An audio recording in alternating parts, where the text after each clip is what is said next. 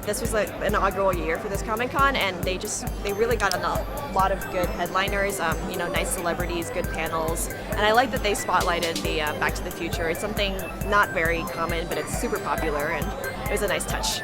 So I'm here with Rocky and Alan of GhostBot. Yes. Tell us, what does your studio do? GhostBot, we are an animation studio in the Bay Area. We're based in San Francisco. Well, actually Daly City, but San Francisco. And we work on a lot of commercial web stuff, TV stuff, all from a traditional 2D background is where we came from. Have we seen anything that you guys have worked on? Yeah, one of our main calling cards is something we worked on when we first started the company 12 years ago, which was the Assurance campaign with that pink-haired spy girl. Yeah, that was our stuff. That was our work. We're currently working on a series for Disney Junior right now called Whisker Haven with the Palace Pets. Yes. So it's super cute Whisker stuff. Haven Tales. Oh, with the Whisker Haven Palace Tales Pets, with the Palace Pets. And that's like, if you take all the Disney princesses and you give them pets, it's their adventures. Okay. I also heard you guys were getting into a type of, like, the VR type stuff. What can you tell us about that? I was leading you into it. You were just on the panel. Well, one thing we're really excited about is being in the Northern California area as an animation studio, we're sort of privy to a lot of different technology that kind of emerges throughout the time. So, like, in the beginning it was like the .com era, there was like this whole boom of the World Wide Web, and then even with video games suddenly being on these tiny little phones, like that became a big emerging market. So we're always looking for these different ways to entertain and to tell stories, and VR is one of those things that really came up to the forefront in the last few years of somewhere where you feel like people are paving the way for a new type of entertainment, and that really excited us as storytellers and creators of content.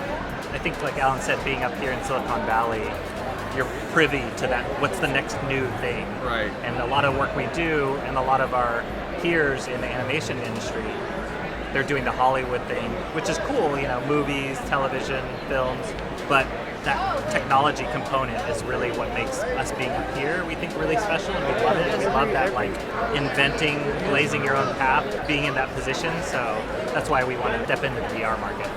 Is what you're doing with the VR just to tell a story, or are you going to be controlling it? Well, that's a really good question, and that's something we were talking about on the panel that we had earlier today. One of the things is, I think it's a toggle. I think you can tell a story and just not have any interactivity at all. But you can also have stories that are very interactive, where you need a controller or you need something to manipulate the situation. And I think that's all fair game right now at this point. I think it just depends on what type of experience you really want to tell. And I think that, there's no set rules yet. Right. It's like Wild West. So no one's invented the thing that's like, oh, everyone's going to copy that thing. Right. Yeah, so I think that's why there's always excitement when you see VR in the press, but also kind of a lot of question marks, because no one quite, everyone's sort of doing a lot of cool stuff, and no one's really locking in and saying this is the way it is quite yet. I always think when you play a VR game, you're trying to immerse yourself into the world. Right. But if you run into a invisible wall, you can't go there. And the immersion you're out. Exactly. It takes a lot to, like, keep you engaged in that world, and I think that's the conundrum that people are trying to figure out. How much interactivity with the characters is believable that you want to stay in that world? What's going to want you to keep coming back to that world? What are experiences that don't make you, like, vomit from nausea, when the goggles on in that world? So it's all up for grabs right now, and I don't think there's one answer yet. I think there's going to be a million different kinds of answers to that question, but that's what makes it super exciting. And for us, at GhostBot, we're big on characters and story, and you'll hear that from many animation studios, but it's true with us too. Like, we're all about the character and story, and if it's not an engaging character, then I'd rather do something else. Right, you could feel like if you're not succeeding in engaging the audience, you could feel the audience kind of like checking out a little bit. Yeah. And I think that's what we're always really sensitive about, in terms of just making sure that that's front and center in what we do. And that's whatever medium. Is that a mobile game we're working on, or a kids show, or a commercial, or VR? We always want that character aspect to be really cool. Is there a website that we could view all your stuff, or? So our company website is www.ghostbot.com. It's not updated.